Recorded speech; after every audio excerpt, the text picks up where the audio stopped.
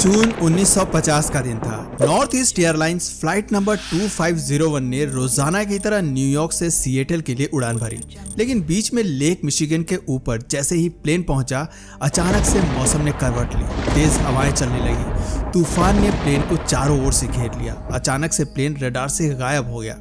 सभी को लग रहा था कि शायद प्लेन लेक मिशिगन में क्रैश हो गया, जिसमें 58 पैसेंजर सवार थे। लेकिन लेक मिशिगन में जब खोज अभियान चलाया गया तो प्लेन का कोई भी सबूत नहीं मिला। आज तक फ्लाइट नंबर 2501 की गुत्थी एक अनसुलझी पहेली बनी हुई है।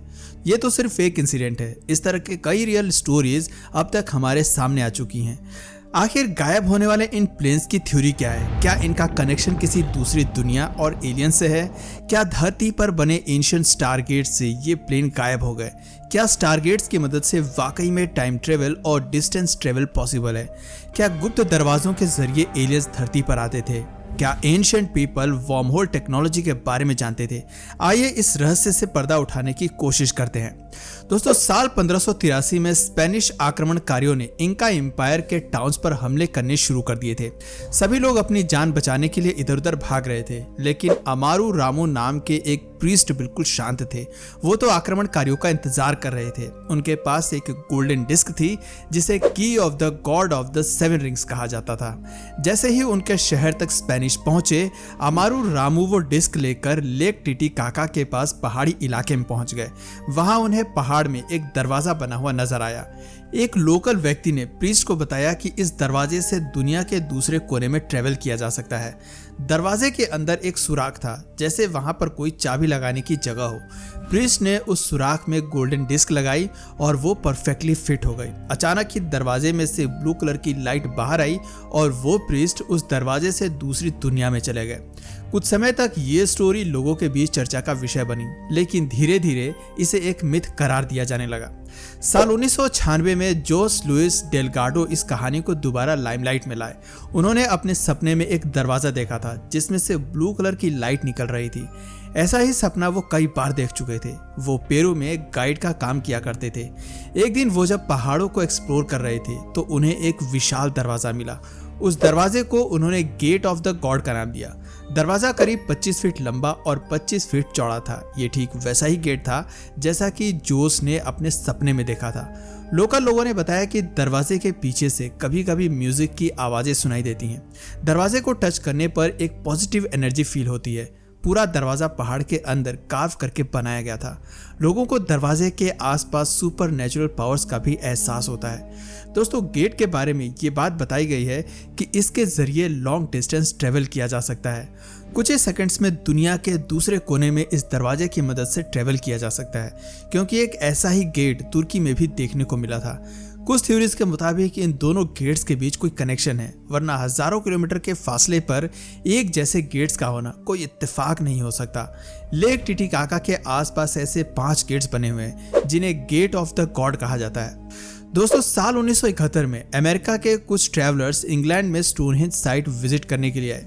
सभी लोगों ने रात को एंशिएंट साइट पर ही कैंपिंग करने का फैसला किया। इस स्थान पर उन लोगों को एक अलग तरह की एनर्जी का एहसास हो रहा था। रात को 2 बज रहे थे। सभी लोग पार्टी कर रहे थे और बीच में बॉनफायर भी चल रही थी। अचानक ही मौसम का मिजाज बदला और तेज बिजली कड़कने लगी। ये थंडरस्टॉर्म आम बिजली के मुकाबले काफी अलग और डरावनी थी। थंडरस्टॉर्म के कारण वहां के पेड़ों को कुछ नुकसान पहुंचा। ऐसा लग रहा था थंडर की वजह से स्टोनहेंज को भी नुकसान पहुंचेगा। बिजली कड़कने के साथ ही एक नीली रोशनी भी वहां पर नजर आई।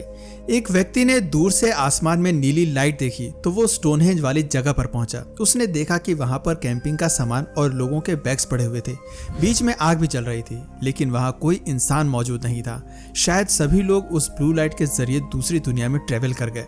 दोस्तों, इस तरह के डिस्टेंस ट्रेवल के बहुत से किस्से मशहूर हैं। एरिजोना के सीडोना में एक नेचुरल स्टोन आर्चवे बना हुआ है जिसमें से कई बार ब्लू लाइट को निकलते हुए देखा जा चुका है। इन सभी ब्लू लाइट का कनेक्शन सूर्य देवता से जोड़ा जाता है। दुनिया के अलग अलग कोनों में अलग अलग रूप में सूर्य की पूजा का रिवाज सदियों से चला आ रहा है। एंशिएंट इजिप्ट में सन गॉड रा की पूजा किया करते थे।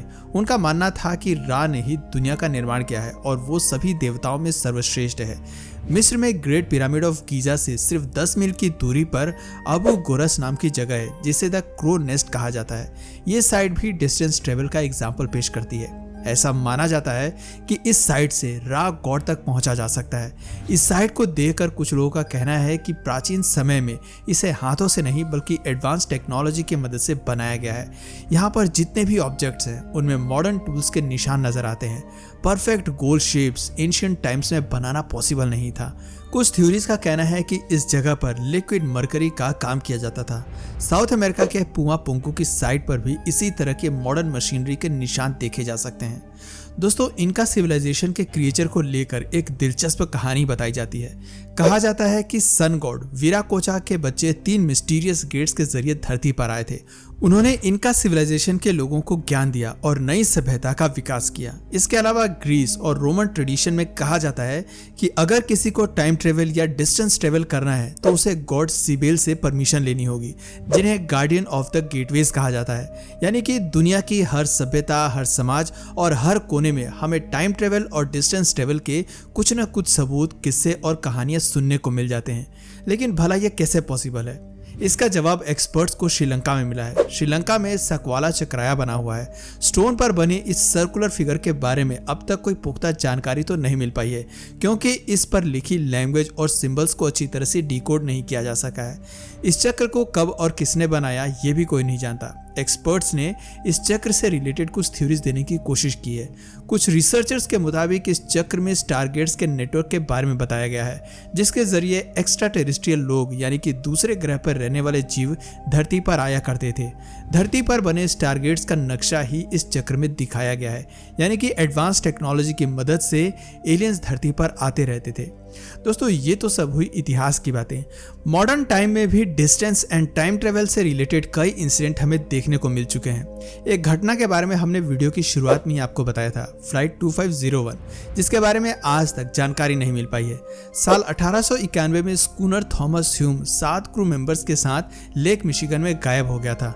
साल 1937 में एक जहाज का कैप्टन अपने लॉक कैबिन में से रहस्यमय तरीके से गायब हो गया। एक बार यूएस एयरफोर्स का जेट भी इसी एरिया से गायब हो गया था। ये सभी घटनाएं लेक मिशिगन के जिस एरिया में हुई उसे मिशिगन ट्रायंगल नाम दे दिया गया है। ये घटनाएं काफी हद तक बर्मुडा ट्रायंगल की घटनाओं से मैच होती हैं। कई तरह के रिसर्च प्रोग्राम्स इन गुम हुए हवाई जहाज और शिप्स को ढूंढने के लिए चलाए जा चुके हैं, लेकिन कोई भी सफलता आज तक नहीं मिल पाई है। साल 2007 में सोनार टेक्नोलॉजी की मदद से एक रिसर्च प्रोग्राम लेक मिशिगन में चलाया गया। मार्क होले, जो एक अंडर वाटर आर्कियोलॉजी प्रोफेसर हैं, उन्होंने पानी के अंदर कुछ अजीब चीजें ऑब्जर्व की। उन्होंने लेक मिशिगन के नीचे स्टोनहेंज जैसी एक साइट देखी। 40 फीट ऊंचे पत्थर एक सर्कुलर पोजीशन में रखे हुए थे। इसके अलावा पत्थर पर मेस्टाडॉन की कार्विंग्स थी। ये एक तरह का जानवर था जो 10,000 साल पहले ही विलुप्त हो चुका था। इसके अलावा लेक मिशिगन में एक अंडर वाटर टेम्पल की डिस्कवरी भी की जा चुकी है।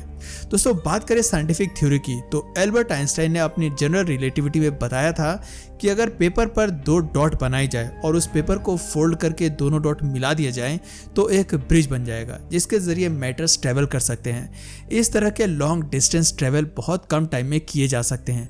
जिन ब्रिज के जरिए मैटर्स ट्रेवल करेंगे उसे वर्म होल्स का नाम आइंस्टाइन ने दिया। लेकिन मॉडर्न साइंटिस्ट का कहना है कि कोई भी मैटर इस तरह से वर्म होल्स के जरिए ट्रेवल नहीं कर सकता। फिलहाल इस बारे में रिसर्च जारी है। शायद आने वाले टाइम में आर्कियोलॉजिस्ट, हिस्ट्री एक्सपर्ट्स और मॉडर्न साइंटिस्ट मिलकर रहस्यमयी एंशिएंट स्टारगेट्स की गुत्थी सुलझा पाएंगे।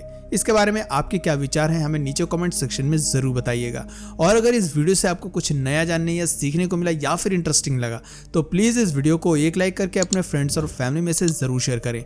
और यदि आप इस चैनल पर नए हैं तो प्लीज़ इस चैनल को सब्सक्राइब करके बेल नोटिफिकेशन आइकन को ऑन कर लीजिए, ताकि हमारे आने वाले वीडियोज़ आप मिस ना करें। मिलते हैं फिर किसी वीडियो में नए टॉपिक के साथ, तब तक के लिए नमस्कार।